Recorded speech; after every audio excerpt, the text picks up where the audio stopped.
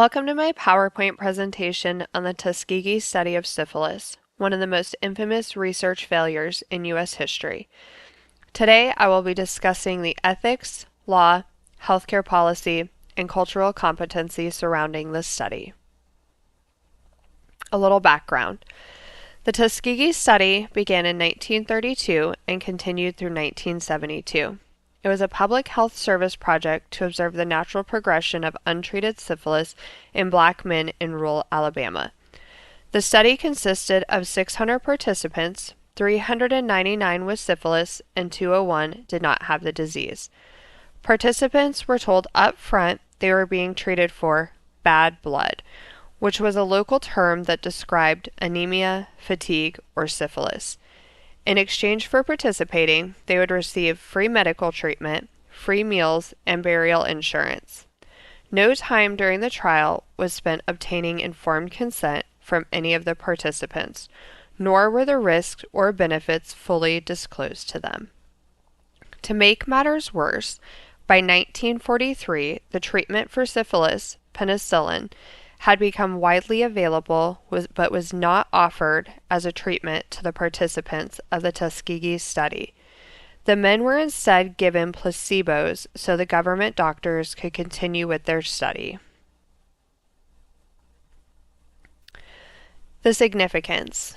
The significance of the Tuskegee study comes from its ethical violations and its role in revealing deep racial injustices within the U.S. healthcare system.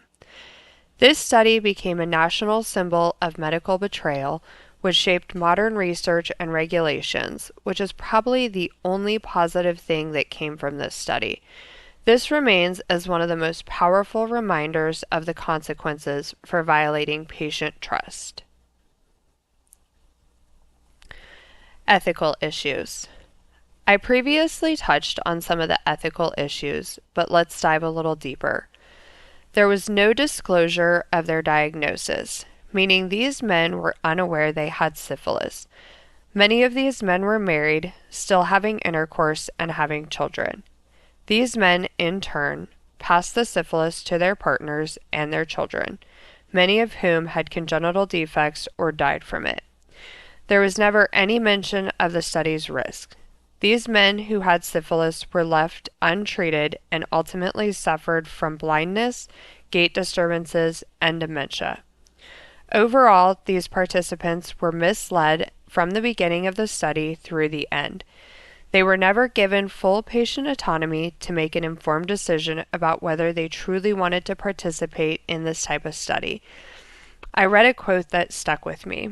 According to Jones, 1992, much of the natural history of syphilis outlined above was known at the time of the study commenced. The germ that causes syphilis and the complications that can result from untreated syphilis were all known to medical science in 1932, the year the Tuskegee study began. Since the effects of the disease are so serious, reporters in 1972 wondered why the men agreed to cooperate. The press quickly established that the subjects were mostly poor and illiterate, and the PHS had offered them incentives to participate. These men had every incentive to participate in this study, to help their families or get a free meal. They just didn't understand it may cost them their lives.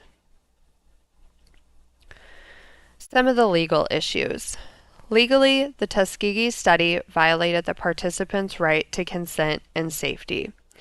The resulting class action lawsuit led to a settlement and contributed to the passage of the National Research Act, which established protections for human subjects. The researchers also intentionally allowed men to suffer harm and withheld life-saving treatment, prioritizing research goals over human well-being.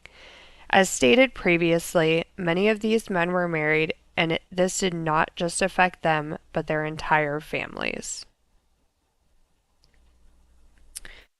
The impact on society.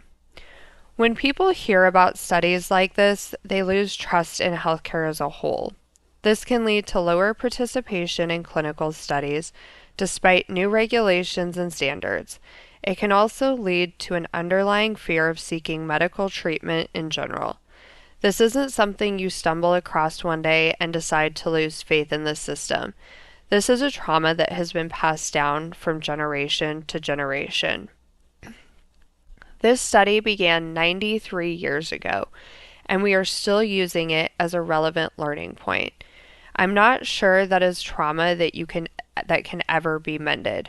With that being said, it's our responsibility as healthcare professionals to do our best and make every effort to uphold legal and ethical patient-centered care.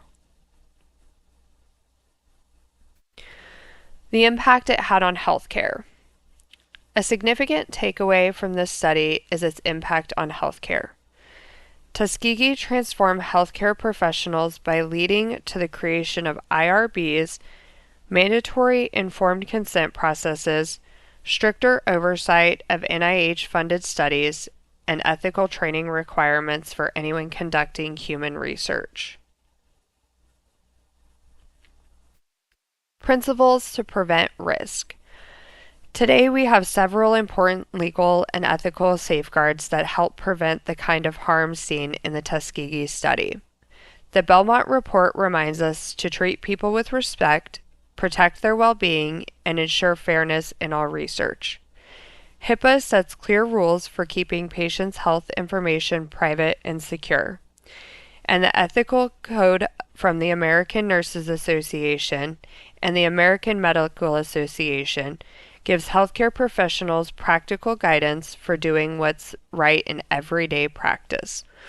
All of these frameworks work together to help us protect patients, maintain trust, and prevent the misuse of personal information. Here are some recommendations. To prevent similar issues today, healthcare professionals need to embrace a strong commitment to transparency, culturally competent care, and accountability. This means being honest with patients about what we're doing and why, making sure we understand and respect each patient's cultural background, and taking responsibility for our actions and decisions. It also requires strong oversight from leadership so that ethical concerns are taken seriously and addressed quickly. Equally important, staff must feel supported and empowered to speak up when something doesn't seem right by creating a culture where people can raise questions or report concerns without fear of retaliation. When everyone, leaders and staff, work together, we create a safer, more ethical environment where patient trust is protected, and past mistakes are far less likely to be repeated. Thank you for your time.